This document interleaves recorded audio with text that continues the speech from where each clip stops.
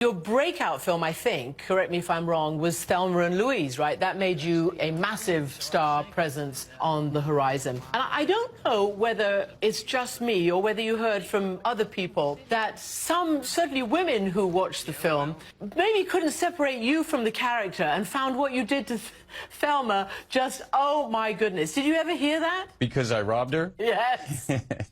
Because my character robbed her in the end?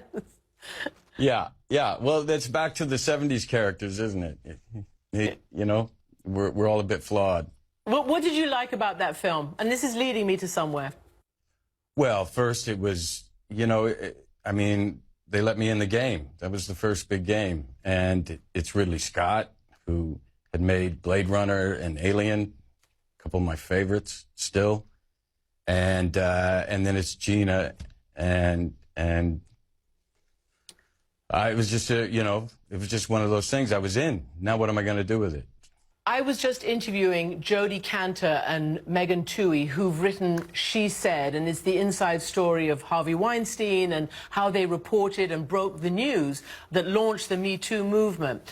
And they have a lot of great things to say about Gwyneth Paltrow and how instrumental she was in helping them when they needed to sort of connect the dots and try to, you know, to find a way to confirm some of the things that he did. And as you know, this has been a huge and important story and it's rocked Hollywood. But this is what they said about Gwyneth's role and in relation to that, about your role as well. So I just want to play you a little soundbite and get your reaction. The essence of the Gwyneth story is not just about the fact that she says he ended a business meeting at the Peninsula Hotel in Beverly Hills by placing hands on her and saying, let's finish this in the bedroom.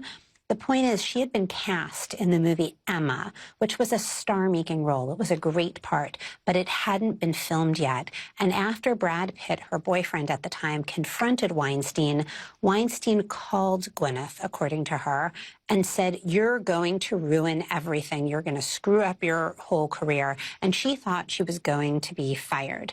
So, Brad Pitt, it's obviously Gwyneth's story to tell and the reporter's story to tell, but I wonder if you feel, you know, you can add anything to that, because you do come out as, you know, one of the heroes of this story. You confronted a guy that very few people were willing to confront, apparently.